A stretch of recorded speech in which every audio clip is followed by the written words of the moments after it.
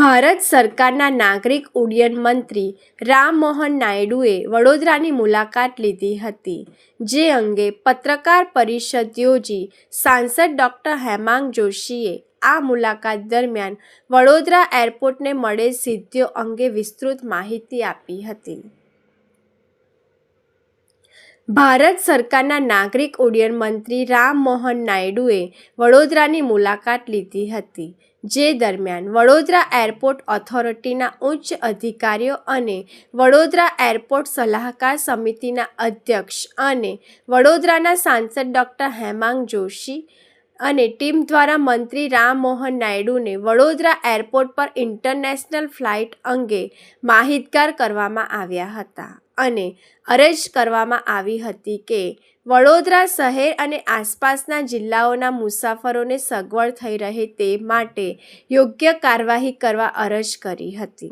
સાથે જ વડોદરા એરપોર્ટ ખાતે એર કાર્ગો સેવા માટે પણ રજૂઆત કરી હતી, જે તમામ બાબતોને ધ્યાને રાખી મોહન નાયડુએ 4 જ દિવસમાં એર કાર્ગો સેવા માટે ફાઇનલ અપ્રુવલ મળી જાય તેવી વ્યવસ્થા કરી આપી હતી.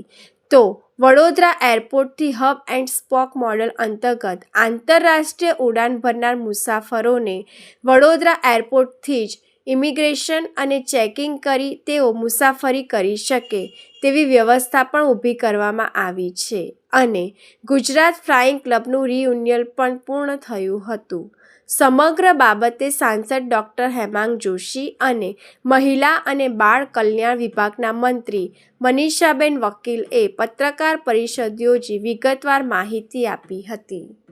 એવું કહી શકાય કે વડોદરા એરપોર્ટ પર ઇન્ટરનેશનલ ફ્લાઇટ ઉતરે અને અહીંથી ટેક ઓફ પણ થાય એ માટે આપણે 5 પગલાં આગળ વધ્યા છે.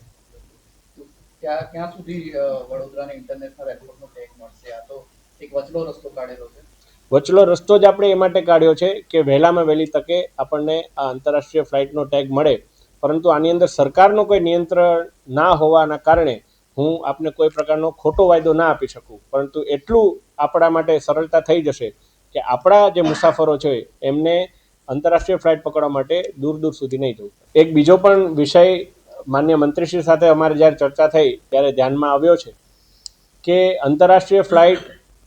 વડોદરાને વહેલામાં વહેલી તકે મળે અને વડોદરાથી જ આપણા તમામ નાગરિકો એ આંતરરાષ્ટ્રીય ઉડાન ભરી શકે એ માટે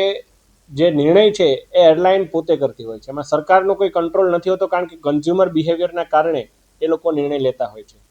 તો આ વિઝિબિલિટી એમને પેસેન્જરની મળે એ માટે થઈને અને આપણા વડોદરાના નાગરિકોને બે વાર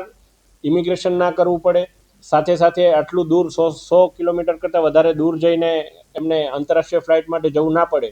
એ માટે થઈને હબ એન્ડ સ્પોક મોડલથી વડોદરાથી જ તેઓ આંતરરાષ્ટ્રીય ફ્લાઇટ ભરી શકે. એટલે અહીંથી કનેક્ટિંગ ફ્લાઇટ દિલ્હી, અહેમદાબાદ કે મુંબઈ ક્યાંય પણ એમને જવું હોય, અહીંયા જ એમનું ઇમિગ્રેશન થઈ જાય, અહીંયા જ એમનું ચેકિંગ થઈ જાય અને તેઓ એ રીતે આંતરરાષ્ટ્રીય ફ્લાઇટમાં પોતે સવાર કરી શકે એ માટેનું પણ એક આયોજન, એક પ્રારંભિક પ્રપોઝલ, એના માટેની સહેમતિ એ માનનીય મંત્રીશ્રી દ્વારા મળી છે. એના ઉપર પણ કામ શરૂ થઈ રહ્યું છે અને 2 થી 3 મહિનાની અંદર એ સુવિધા પણ આપણે ત્યાં શરૂ થાય એ માટેની અમારી તૈયારી છે.